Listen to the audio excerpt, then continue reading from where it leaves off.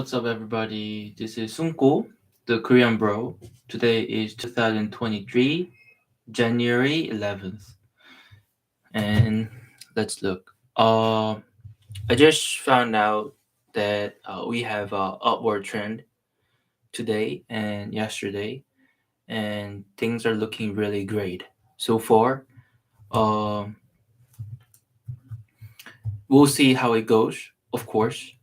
Um, and I expect that we'll have a lot of positive news today, and we'll see that as well.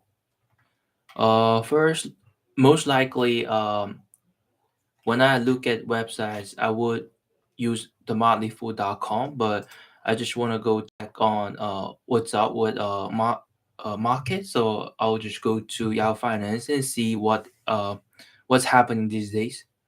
Okay. Hmm.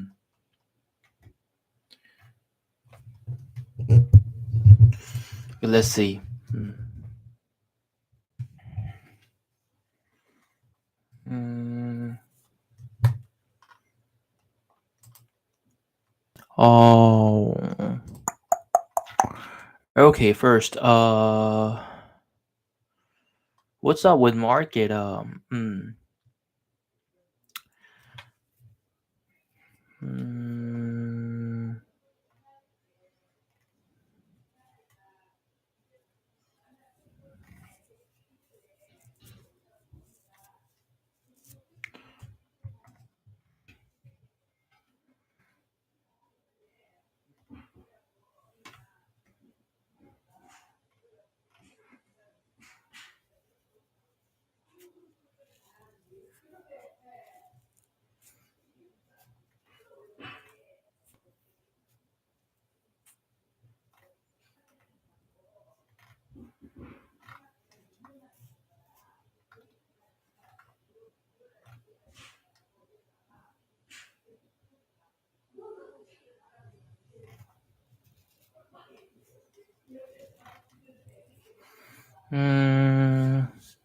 I don't see any articles about the positive trend we have today and the positive trend we had last night. Um, I think a lot of authors just assume that it's kind of like a short term upward trend. It's not like a long term upward trend thingy. It's not a it's not like a rebound that we expect. It's not like big rebound. It's like a small rebound that happens like over and over. So I guess that's what it is. Because I don't see any articles related to rebound yet. So okay, let's see. What else do we have tonight? Should you buy value stocks and sell growth stocks in 2023? Uh, History suggests Nasdaq could soar in 2023. Here's stock to buy if it does. Okay. Uh, mm,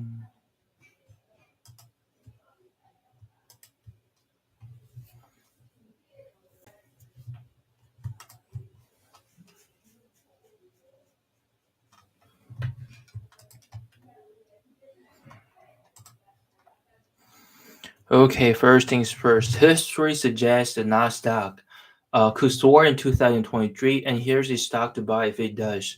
The Nasdaq 100 index closed 2022 deeply in the red, but it has only fallen. It's only fallen in consecutive years one time mm, since 1986. Mm. Historically, the index has soared an average of 51% in the year following a loss. Mm. If that trend continues in 2023, Tesla might be one of the biggest winners given the growth in its business and its future potential. The Nasdaq 100 index has a habit of roaring back to life in the year following a loss. The Nasdaq 100 index is home to 100 of the largest technology companies listed on the Nasdaq Stock Exchange. Nasdaq 100. Okay. It had a miserable year in 2022, declining by 33% as investors trimmed their bets on the high growth tech sector. But based on the annual returns of the Nasdaq 100 dating back to 1986, consecutive down years are incredibly rare. In fact, the index has only fallen 2 years in a row. On one occasion, during the dot-com crash between 2000 and 2002, while the current environment poses its own unique challenges like the red hot inflation and rapidly rising interest rates, there is a likelihood that, based on history alone, the Nasdaq could be set for a bumper 2023. That's because the index has delivered an average return of 51% in the first positive year following a loss. And given the rarity of consecutive declines, the odds suggest 2023 is likely to be green. But investors will need to see economic headwinds subside. And there are already some early signs that's happening. Okay. So this author points out that he sees signs of mm, subsiding um, you know, disappearance of headwinds. Okay. If the Nasdaq 100 does soar this year, here's why electric vehicle powerhouse Tesla might be the ideal stock to own. Okay. Hmm. Soaring Nasdaq will foster risk on sentiment among investors. What makes Tesla the ideal stock to buy if the Nasdaq 100 rockets higher? Well, over the last 12 months, it has collapsed in value by 72% in a process called multiple contraction. Okay. It's when investors decide they want to pay a lower valuation for a company, even though its financial performance hasn't necessarily deteriorated. Hmm.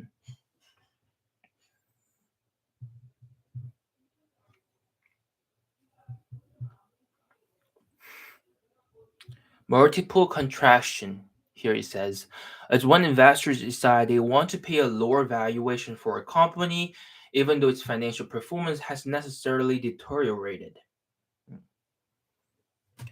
This happens for a few reasons. It's typically during periods when interest rates are rising and economic conditions are weak. When interest rates increase, investors can get a better risk free return, which means they aren't willing to pay as high of a price for riskier assets like stocks. They aren't willing to pay as high of a price for riskier assets like stocks. There are a few challenges specific to Tesla, though. Naturally, with a weaker economy, consumers have less money to spend on big ticket items like electric vehicles, and there is some evidence that demand has fallen, especially based on Tesla's order backlog, which declined by 60% between July and November last year. Plus, CEO Elon Musk appears distracted by his recent $44 billion purchase of Twitter. Mm. At a difficult time like the present, investors would prefer to see him laser focused on Tesla. Mm. But that seems unlikely in the short term.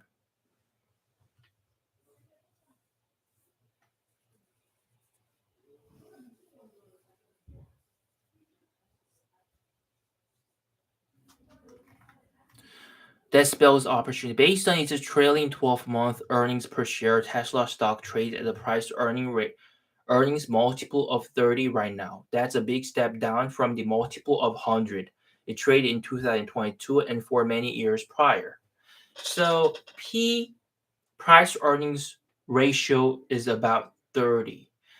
Okay, it's fairly high from what I see because I've seen a lot of stocks lately, and P&E ratio, price earnings ratio was about 15, 12, something like that, but it's 30. But 30, this author says it is relatively low because it was like 100 last year and the year prior and the year before. So this spells opportunity. Tesla did just deliver 1.31 million cars in 2022, which was a whopping 40% increase compared to the previous year. It's also expected to produce vehicles at an annual run rate of 2 million units in 2023, which, if it sells them all, would be another spectacular year of growth. Okay. Tesla could be set for a bumper year of progress on many fronts. Set for a bumper year of progress on many fronts. And let's see Tesla first.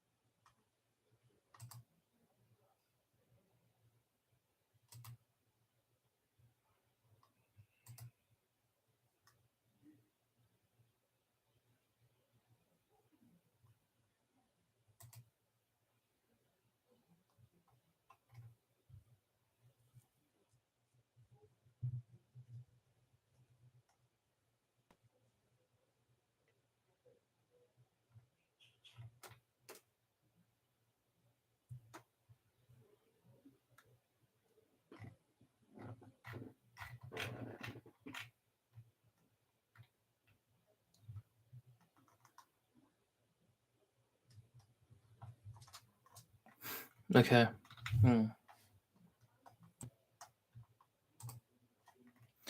Tesla could be set for a bumper year of progress on many fronts. The company delivered its first semi-truck soda and snacks giant PepsiCo in December. Hmm. And it plans to scale to an annual production rate of 50,000 units by 2024. So investors should see a substantial ramp up during 2023. Hmm. And it plans to scale to an annual production rate of 50,000 units. Delivered its first semi-truck to soda and snacks giant PepsiCo in December, and it plans to scale to an annual production rate of 50,000. Okay. Plus, the company also plans to rapidly scale production of its long-awaited Cybertruck this year. Both of these milestones marked Tesla's expansion beyond traditional passenger vehicles, inviting new pools of potential customers. In 2022, the company opened two new gigafactories in Texas and Berlin, and rumors are swirling about an imminent announcement for a brand new factory in Mexico to further grow its production capacity.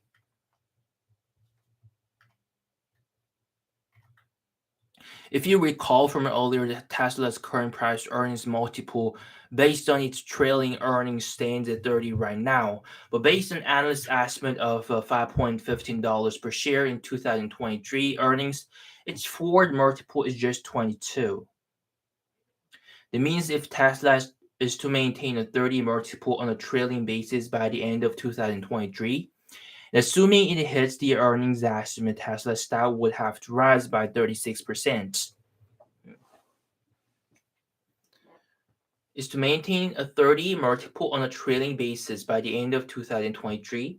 And assuming it hits the earnings estimates, Tesla stock would have to rise by 36%. That's the benefit of buying shares in a fast growing company. The stock gets much cheaper the further into the future you look.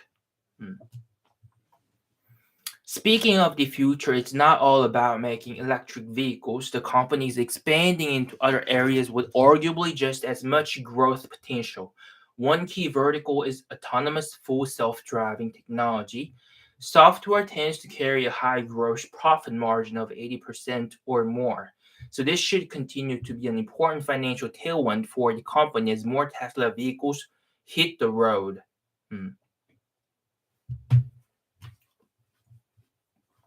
Autonomous full self-driving technology. Okay. Tesla has a booming residential solar power and storage business. They're struggling to keep up with demand. Solar power and storage business. Solar power and storage business.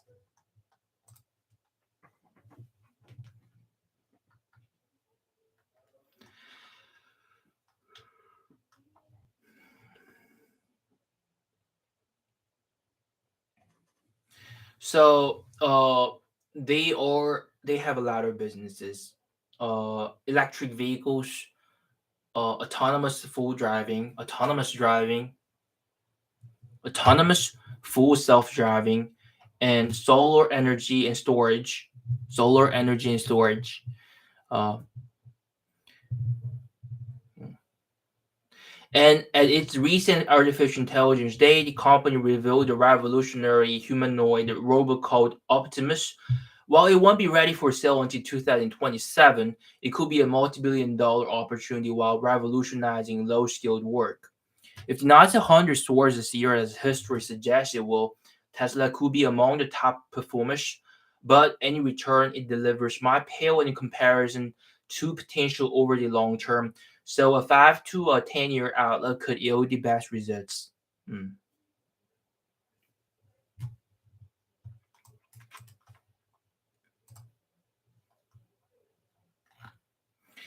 Okay. Now let's read one another article. Okay. Three growth stocks down more than 80%. Their streaming buys in January. Trading off 81% from its peak, Cloudflare presents an attractive risk reward proposition. Okay. Uh, as a software engineer, I use a lot of platforms such as Cloudflare, um, Notify. You know, that's kind of platform where people can store their database and use it as a server. So um, they pretty much upload their files and programs or whatever that is. They upload it on cloud and make it available every time and everywhere. And it's Cloudflare is the company that provides that kind of service too. People can use server, and that server is going to be installed. The server will available 24/7, and Cloudflare provides that kind of service. Hmm. Anyway, we have a Cloudflare, Fever International, Fever. As far as I remember, Fever is like the platform where a lot of people, a lot of freelancers can at work. And as the time goes on, more people will work remotely, and regardless of the place they work at, they would um, keep working, right? And it's kind of platform that people like freelancers would use uh, often, I guess. Anyway, and we another company we have is Roku. Roku's underappreciated industrial positioning and balance sheet make it a worthy renowned play. Okay, let's see. Cloudflare is the world leading provider of protection against distributed denial of service attacks. Okay, leading provider of protection service. Okay, I myself use their service for storing and deploying my website, but one sector that they're leading is um, protection against DDoS attack. Okay, without these kinds of technologies, bad actors can flood servers with a barrage of access leak, which results in a shutdown. The company also provides content delivery network services that use edge computing to speed up the rate at which information can be sent and received around the globe. Cloudflare. The company ended the third quarter with 1908 customers, generating more than $100,000 in annualized sales, up from a 451 in the third quarter of 2019, and good for a compound annual growth rate of 61% over the last 2 years. Cloudflare posted a net revenue.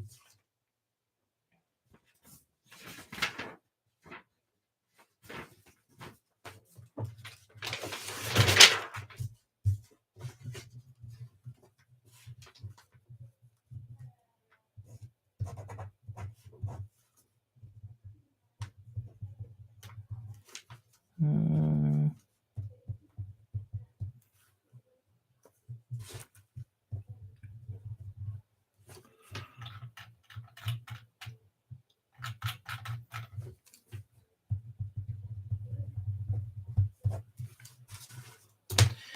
Okay. The company also provides content delivery network services that use edge computing to speed up the rate at which information can be sent and received around the globe. And Cloudflare posted a net revenue retention rate of 124% in the third quarter, which means that existing customers increased their spending on its services by 24% compared to the prior year period.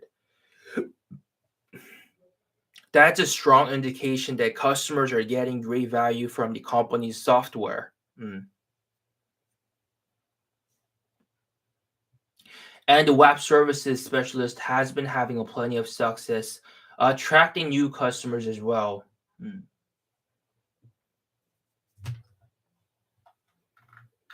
Okay. Amid dramatic valuation pullbacks for growth stocks at large, Cloudflare stock now trades down roughly 81% from its all-time high, with the company sporting a market capitalization of roughly $13.2 billion dollars and trading at approximately 10 times this year's expected sales. The company still has a growth-dependent valuation that could set the stage for more volatility in the near term, but the stock looks poised to be a big winner for long-term investors. Next one we have is Fever International.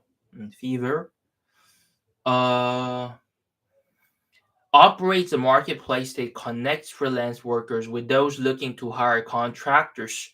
With the coronavirus pandemic briefly shuttering many offices and spurring the adoption of increased work from home operations, the company's platform enjoyed surging demand and the share price was built up to dizzying levels.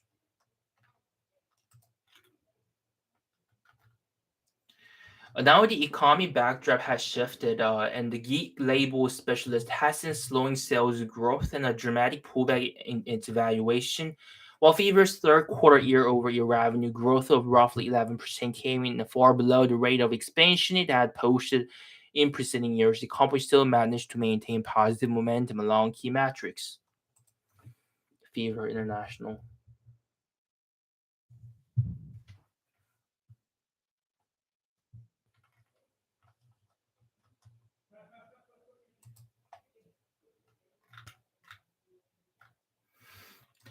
Okay, the number of active buyers on its platform increased 3% compared to the a prior period to reach 4.2 million. An average spending per buyer increased 12% year over year. The company, anyway, everything increases, right? The company's take rate, which is a measure of how much the company takes from each job completed through its platform, also hits 30%, up from a 28.4% in the prior year period. Mm. The company also recorded an 81.1% gross margin in the quarter, down from 83.3% in quarter 3 2021, but still quite impressive in its own right. Hmm. Non-GAAP earnings per share also rose roughly 9.5% year over year to reach $0.23. Despite probable continued economic slowdown in the near term, the gig economy looks poised for long-term growth, and Fever is on track to play a key role in its value evolution. With the stock down roughly 91% from its high, Fever could go on to be an explosive winner for patient investors.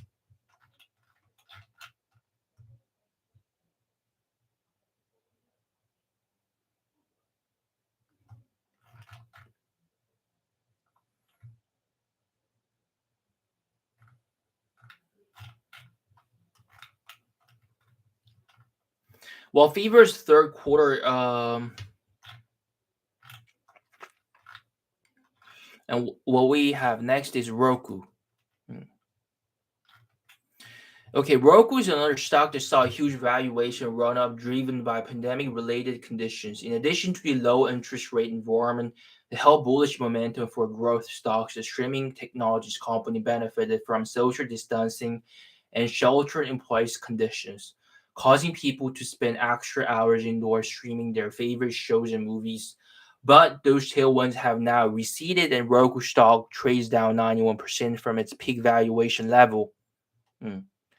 With the company's market capitalization pushed down to roughly $5.8 billion, Roku is now valued at just 1.8 times expected for sales. Admittedly, the multiple contraction isn't entirely unwarranted. After growing sales 51% year over year in quarter 3 2021, revenue growth in last year's quarter came in at a much less flashy 12%.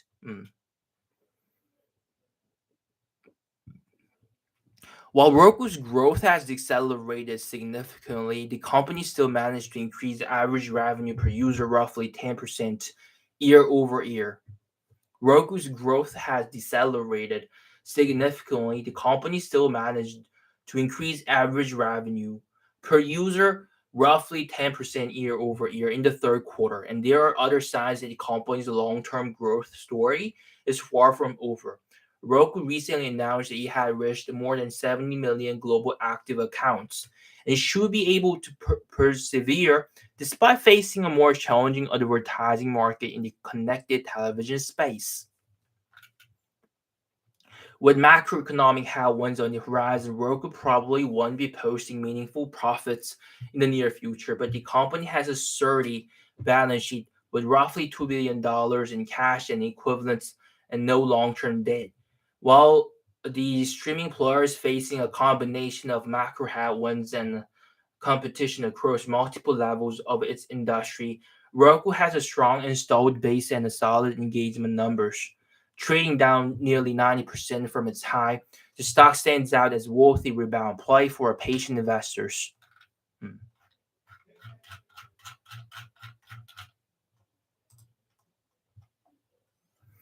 Okay. Next, one stock down 67%, they could double in 2023. Hmm. According to Wall Street, let's see what that is. Tesla's. Is it Tesla? Okay.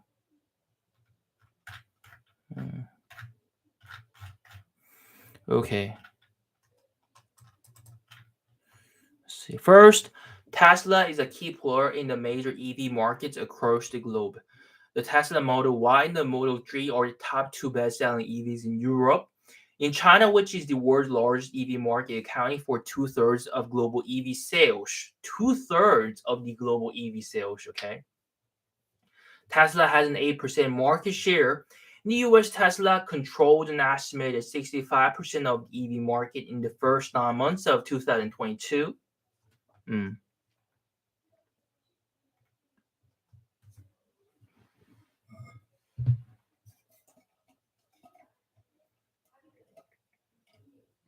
Of course, growing competition from both new and established players is likely to eat into Tesla's share in these markets in the future, but investors should know that the company is operating in a market that's built for secular long-term growth.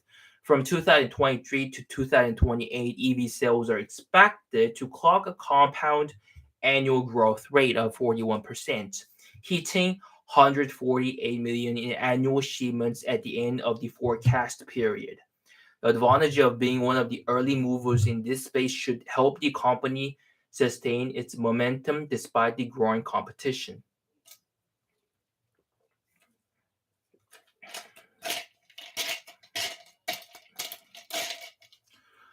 Expanding product portfolio and production capacity. Products portfolio and production capacity. Product portfolio and production capacity. That's been ramping up production aggressively. It had an installed annual vehicle capacity of close to 2 million units at the end of the third quarter. The introduction of new products such as the Cybertruck and the Tesla Semi means that the company can enter more niches and strengthen its position in the EV market. So, capacity, right? Production capacity, product portfolio, a combination of these two are aspect that strengthens their position in the EV industry market. From a valuation perspective, Tesla stock also looks attractive today. The shares trade at 24 times forward earnings compared to its 5-year average of 124 At the same time, the price to sales ratio of 5.2 represents a nice discount to the 5-year average of 10.7.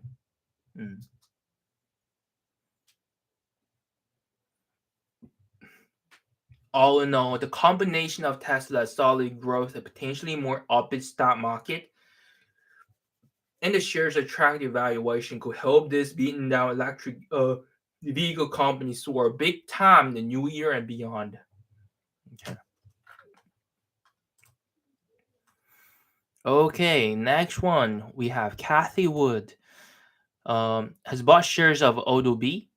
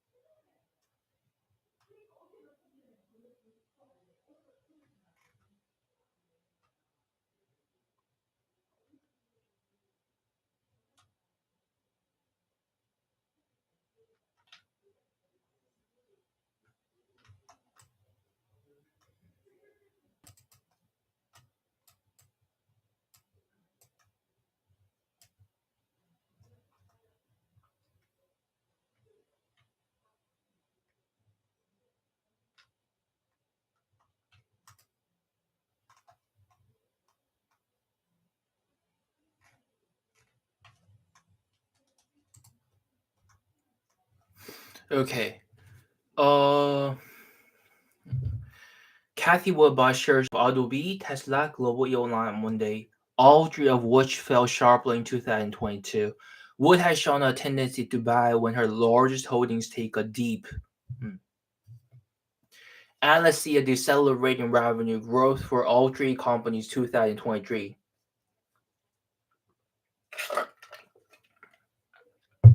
But all of them are still posting positive top-line gains. The growth-focused money manager is making moves, with her ETFs already beating the market again in 2023 after terrible returns in 2 previous years. After back-to-back years of crushing returns, Kathy Wood and the Art Invest family of exchange-traded funds she runs are bouncing back in 2023. Her most popular ETF is up 5% after the first 5 trading days of the year. It may not seem like a lot, but Wood is beating the market for a change. Art Invest went shopping on Monday, adding to some of Wood's largest, hardest hit stocks, Odo-B, Tesla, and Global E Online. Odo-B.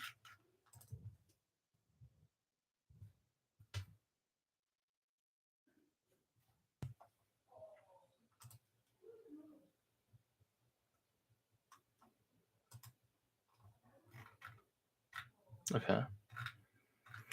You don't need a Photoshop to make Odo-B look good. It is an unfiltered portrait of steady growth.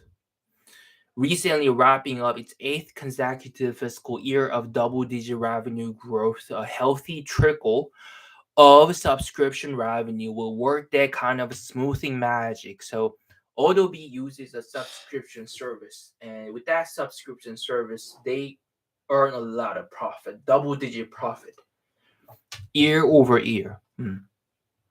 The desktop publishing behemoth is more than just a prettier picture and PDF files. It's a broad product line of digital tools including Creative Cloud suite for online publishing, as well as popular platform in the e-signature market. Growth has slowed, and that's probably why it stunned investors 4 months ago when it agreed to a $20 billion deal for online design specialist Figma. Investors were so disappointed in the move that Adobe surrendered $35 billion in market cap in the 3 trading days following the news. The shares have recovered some of those losses, but shares are still below where Adobe was at the time of the Figma announcement.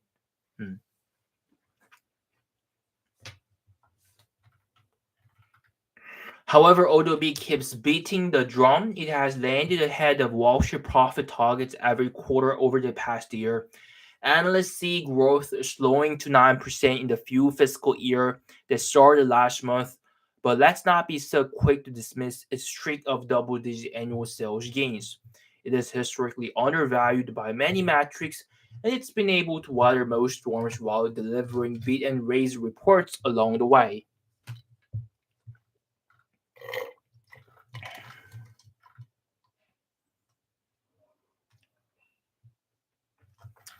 Anyway, we have a Tesla.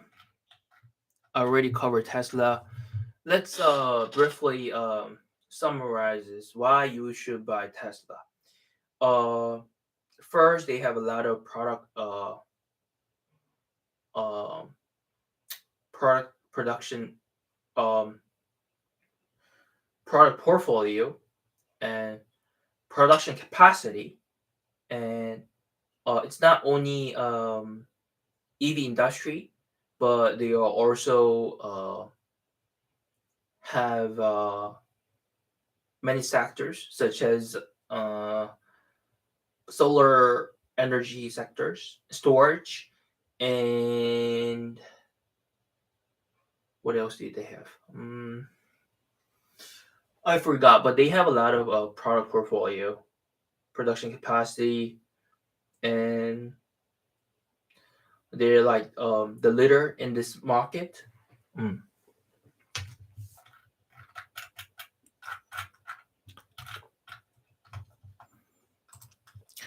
Okay, let's go to Amazon, right? Can this juggernaut really remain at these depressed prices in 2023? Stock had a challenging year in 2022, but what does 2023 hold for a leading e-commerce giant? You know, in this episode, okay. This is just a explanation about the YouTube.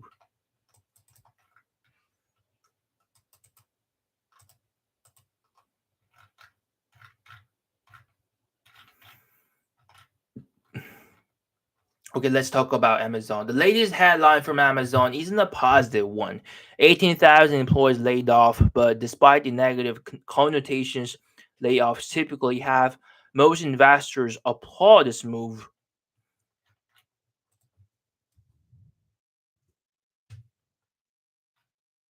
Okay, after aggressively hiring to support an increased demand in the prior year, Amazon is backtracking to correct some of its mistakes by cutting jobs in its physical stores and the people, experience, and technology groups.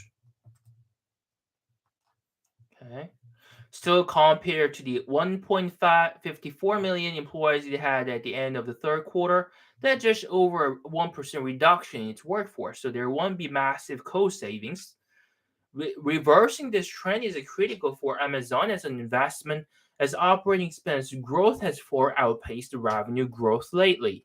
Hmm, okay, so laying off people was the right move. So from investor's perspective, it was the right move. Oh, I'm counting on management to right this ship, which presents a huge upside when profits swing in the positive direction.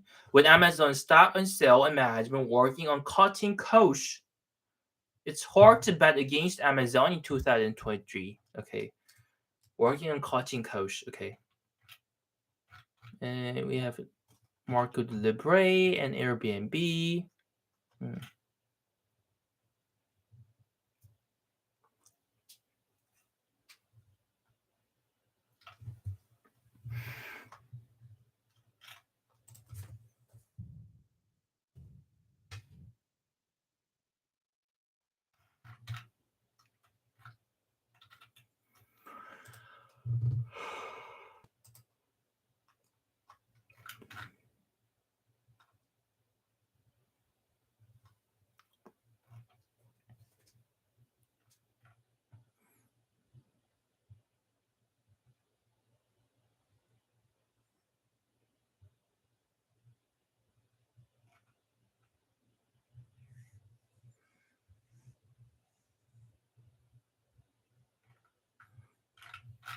Okay.